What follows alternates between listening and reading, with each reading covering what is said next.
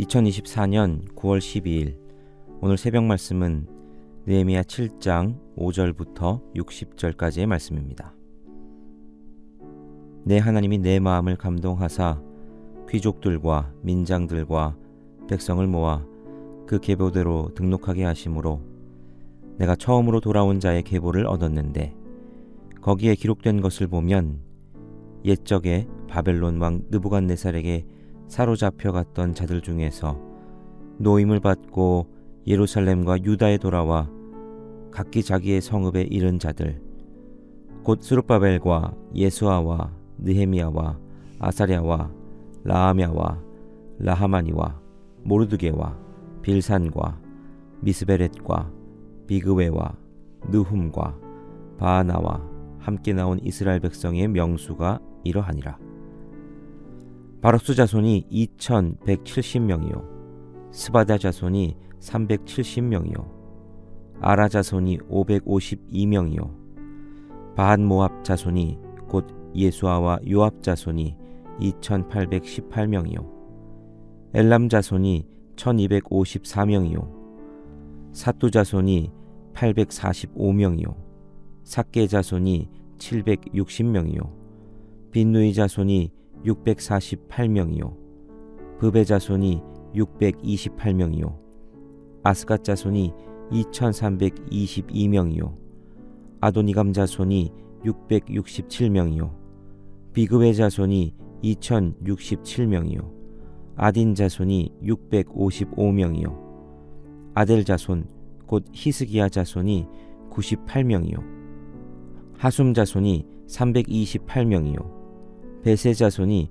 324명이요 하립 자손이 112명이요 기브온 사람이 95명이요 베들레헴과 느도바 사람 188명이요 아나도 사람이 128명이요 벳 아스마웻 사람이 42명이요 기랏 여아림과 그비라와 부에롯 사람이 743명이요 라마와 게바 사람이 621명이요 믹마스 사람이 122명이요 베델과 아이 사람이 123명이요 기타 느보 사람이 52명이요 기타 엘람 자손이 1254명이요 하림 자손이 320명이요 여리고 자손이 345명이요 로드와 하딧과 오노 자손이 721명이요 스나 자손이 3930명이었느니라.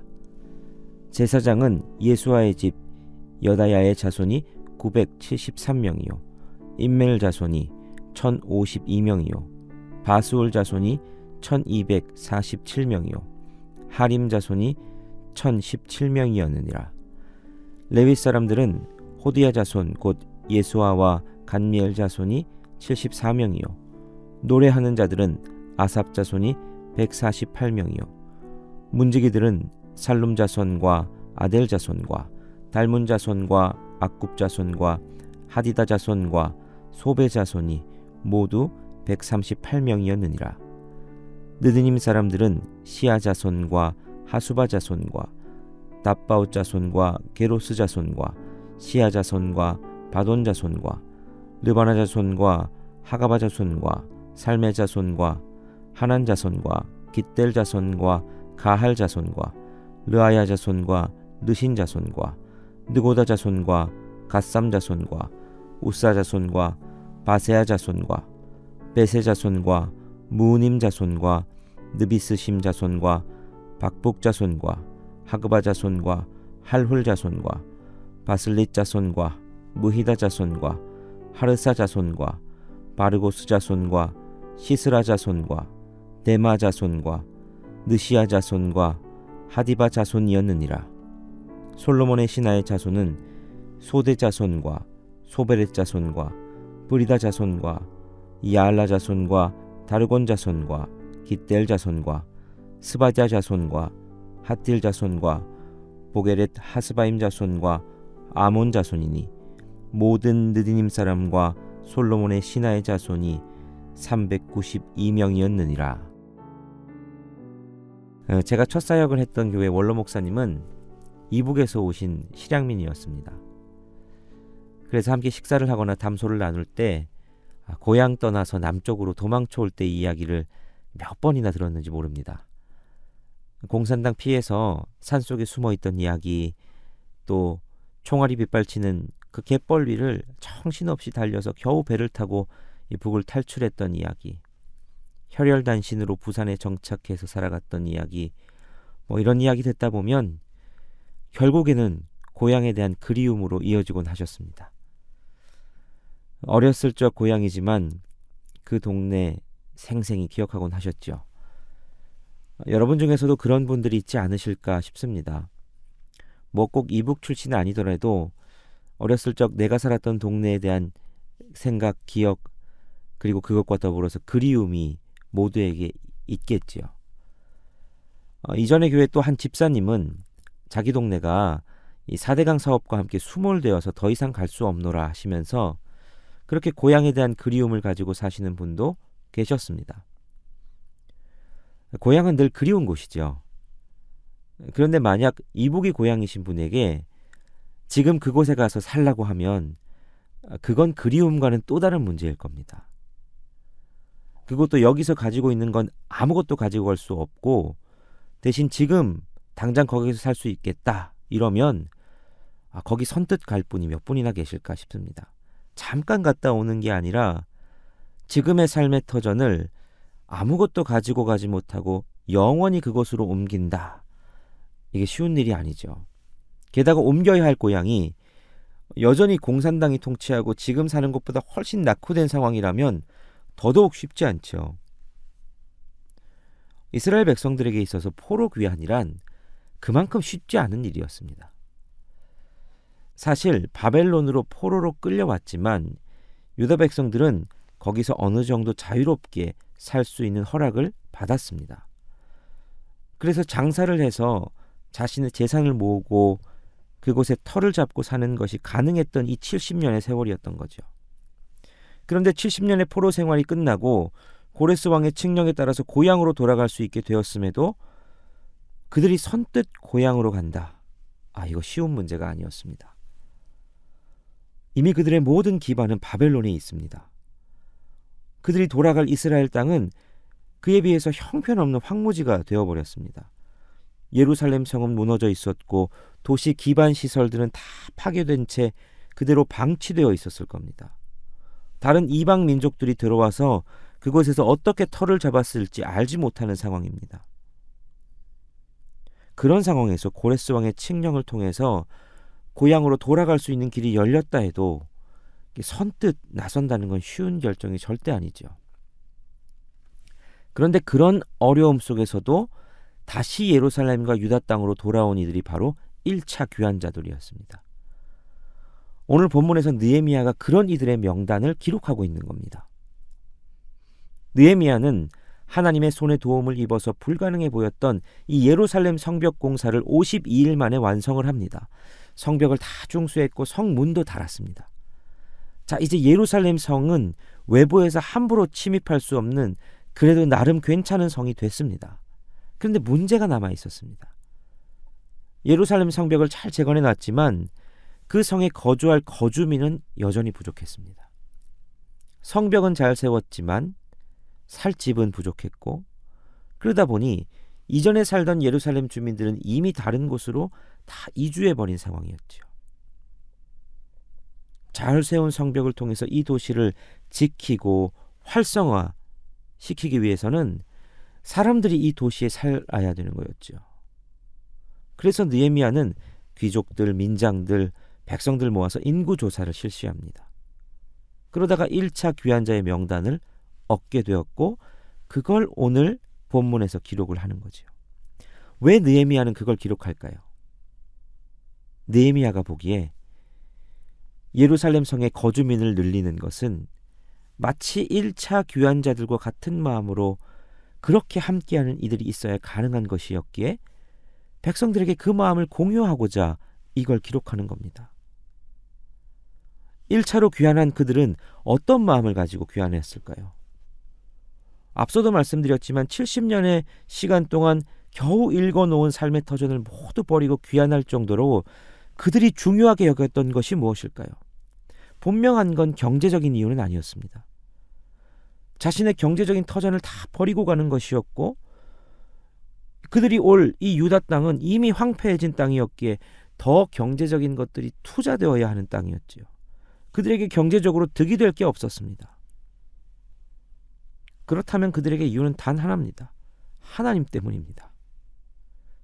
그 땅은 하나님이 그들에게 주겠다고 약속하셔서 차지하게 하신 땅이었고, 그곳에서 그들은 성전을 통해 하나님을 만나고 예배했던 땅이었습니다. 그들은 하나님이 그들에게 주신 땅으로 가서 다시 그곳을 재건해 그곳에서 하나님을 예배하는 땅으로 만들겠다는 그 신앙적인 열심 하나로 귀환길에 올랐던 겁니다. 자신의 것을 포기하고 기꺼이 수고와 희생을 감당하고서라도 그렇게 하겠다 결단했던 거죠. 그런데 잘 보면 그 명단에는 유다 백성들의 여러 지도자와 후손들, 그들만 있는 게 아니라 느디님 사람들과 솔로몬의 신하의 자손들의 명단까지도 기록되었습니다. 그들도 함께 왔다는 거죠. 느디님 사람들은 누구냐? 이게 포로기 이후에 붙여진 이름입니다. 이들은 레위인을 섬기는 자들을 말합니다. 이들의 기원을 어디서 찾을 수 있냐면, 전쟁에서 승리한 후 레위인 사람들에게 주어졌던 포로들, 또 성막에서 대를 이어 사역하게 된 기드온 사람들, 그런 사람들 중심으로 만들어진 게 느디님 사람이었습니다. 그리고 이들 중에는 포로가 된 이방인 노예의 후손들도 있었을 거라고 생각합니다. 각자의 출신은 다르지만 그들이 유다 백성들과 함께 지내며 하나님을 알게 되었고 하나님을 믿게 되었던 거죠. 그런데 이들의 신분은 유다 백성들의 노예의 신분이었습니다. 솔로몬의 신하의 자손들, 이들도 마찬가지입니다. 솔로몬의 신하라고 표현되지만 사실 이들은 솔로몬의 종들의 자손들이었습니다. 이들 역시 느디님 사람들과 밀접한 관계가 있는 신분의 사람들이었을 겁니다. 그런데 이들이 1차 귀환 명단에 들어가 있습니다. 이들이 돌아온다는 건 하나님 외에 도저히 이유를 찾을 수 없는 사람들입니다. 낮고 천한 신분입니다. 자신이 돌아가면 신분이 낮아져서 더 힘들 거라는 걸 알았음에도 불구하고 이들은 다시 그 자리로 돌아와서 묵묵히 하나님의 역사에 동참하는 선택을 한 거죠.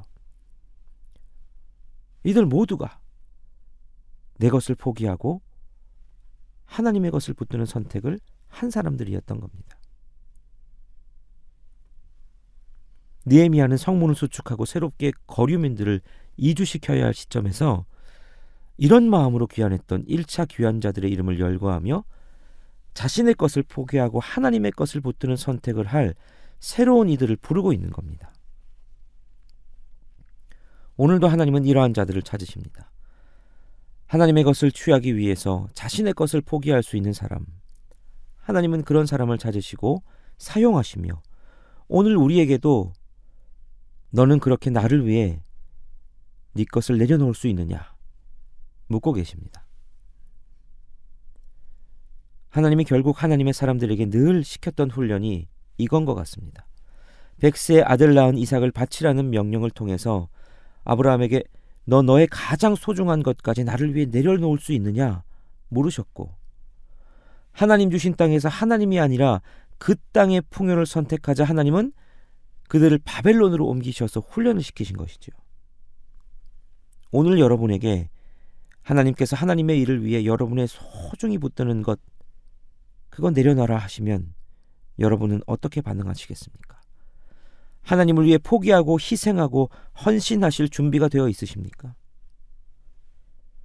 부디 오늘 함께 예배하는 우리 모두가 느헤미야에서 기록된 위대한 1차 귀환자의 명단으로 기록되었듯 하나님 나라의 역사에 그런 의미로 기록될 수 있기를 바랍니다.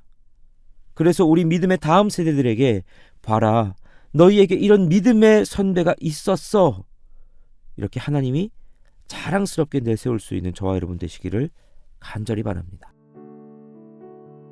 함께 기도하시겠습니다. 신실하신 하나님, 오늘도 주님을 신뢰하며 하나님의 말씀을 받습니다. 하나님은 늘 선하셔서 우리에게 좋은 것 주시는 분이심을 믿습니다. 그리고 주님이 우리에게 주시는 것은 우리의 생각보다 훨씬 더 좋은 것임을 믿습니다. 이 믿음이 있기에 우리의 손에 쥔 것들은 내려놓을 수 있는 그런 우리 되게 하여 주옵소서. 이 땅의 것들을 아등바등 움켜쥐지 않게 하시고 이 세상을 본받지 않고 오늘도 두 팔 벌려 하늘의 것을 사모하는 하루 되게 하여 주옵소서. 예수 그리스도 이름으로 기도하옵나이다. 아멘.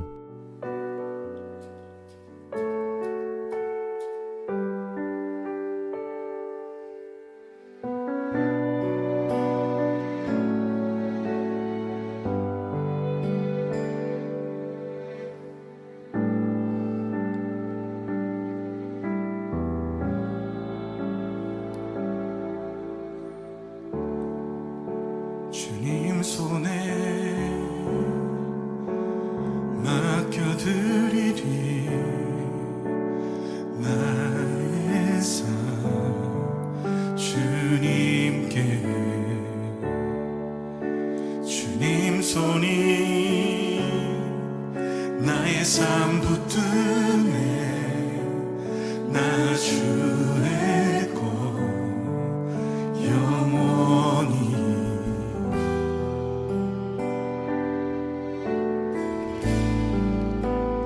내가 믿는 분 예수, 내가 속한 분 예수, 삶의 이유 되시네 내 노래 되시네 진심으로.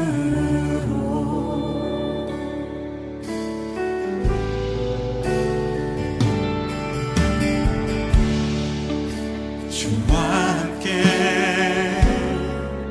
걸어가리라 모든 길을 주실래. 주 뜻 안에 나 살아가리. 주의 약속은 영원해.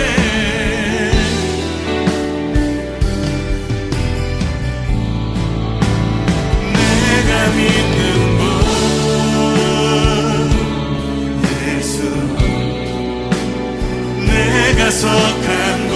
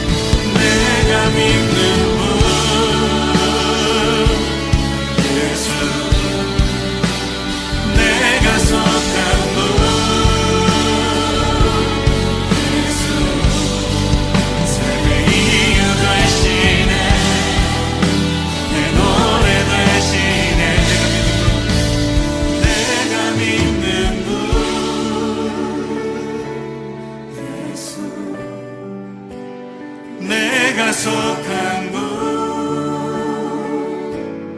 예수 삶의 이유 되시네 내 노래를 한 번 더 부릅니다. 내가 믿는 분 내가 믿는 분